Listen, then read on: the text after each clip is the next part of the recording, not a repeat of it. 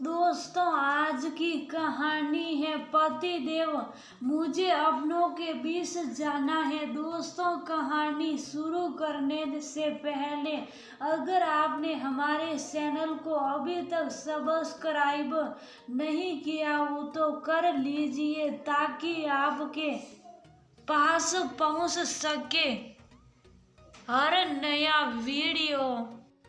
पिंकी की हल्दी की रस्म सज रही थी। सभी रिश्तेदार आए हुए थे।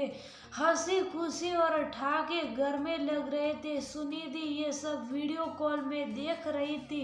उसका भी मन था वह भी अपनी ससेरी बहन की शादी में शामिल होती, पर उसके मायके और अमेरिका में बहुत दूरी थी। हर बार तो हर उत्सव के लिए भारत नहीं जा सकती थी। रवि वहीं बैठा लैपटॉप पर काम कर रहा था।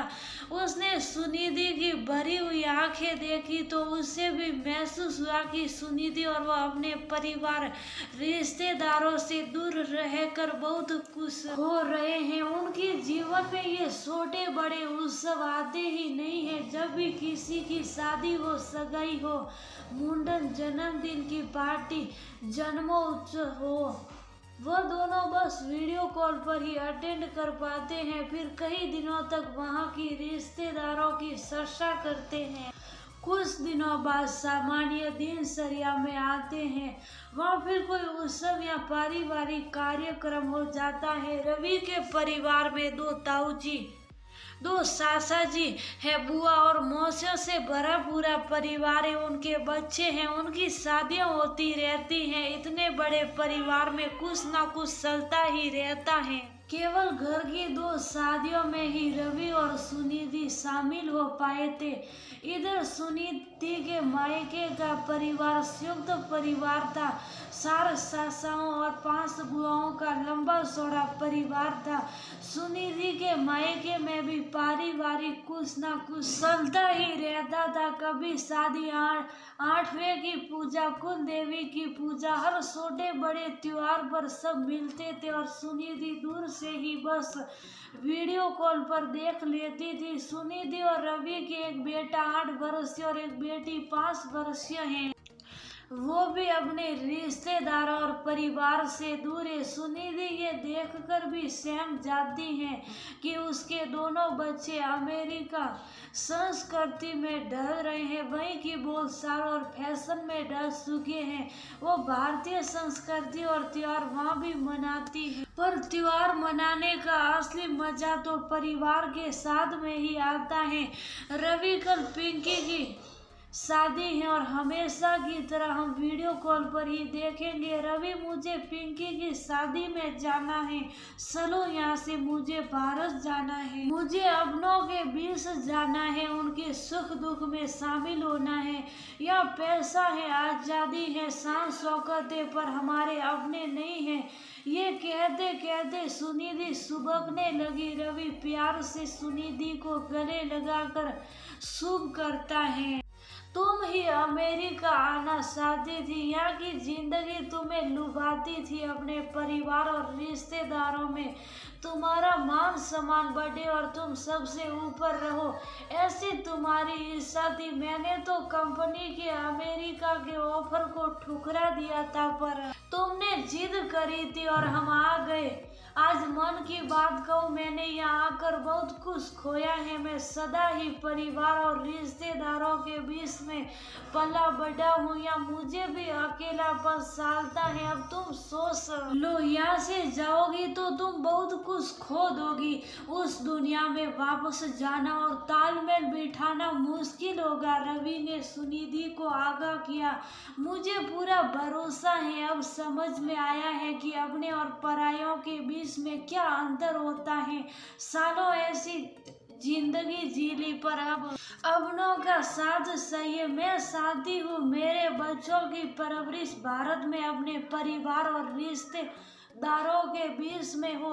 दोनों भारतीय संस्कृति से जुड़े रहे और अपने देश में रहे। तुम्हारी यही इच्छा है तो यही होगा। ये कहकर रवि ने सुनिधि को दिलासा दी। रवि अपनी कंपनी में बात करता है पर वहाँ भारत में उसकी कंपनी में कोई जगह नहीं थी।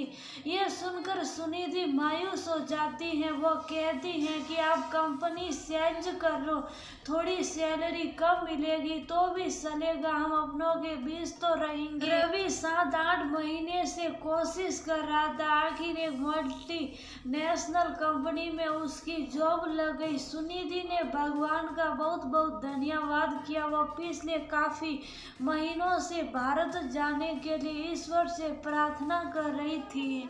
3-4 महीने में रवि और सुनिधि बच्चों समेत मुंबई आ जाते हैं। मुंबई आकर सुनिधि अपने परिवार से मिलती हैं।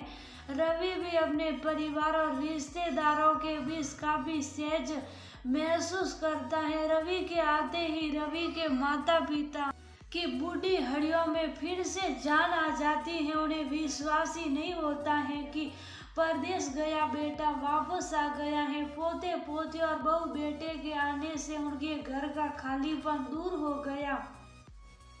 मुंबई में ही सुनिधि का भी मायका है। सुनिधि की माँ बिस्तर पर ही बीमार रहती थी, सुनिधि से मिल नहीं पाती थी। सुनिधि के आने से माँ में भी जान आ गई थी। अब सुनिधि नियमित माँ के यहाँ जाने लगी थी। उसकी देखभाल और सामीप्य से माँ भी अब ठीक होने लगी थी। सुनिधि के बच्चे जब भी नाना नानी से मिलने जाते थे, नानी उन्हें कहानियां सुनाती, अपने हाथ के बने पकवान खिलाती। सालों बाद सुनिधि को मायके का सुख मिल रहा था।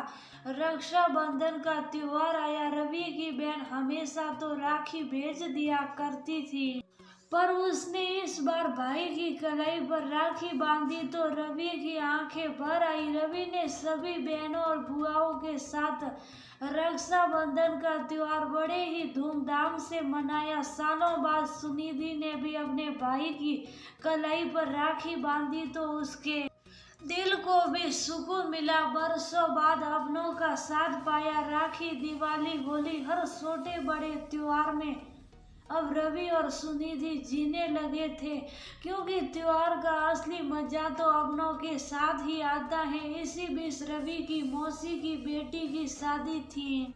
सुनिधि ने जमकर खरीदारी करी और पूरे परिवार सहित शादी में शामिल हुई। सभी भाभीियों, भाइयों और बहनों परिवार के साथ शादी का आनंद उठाया।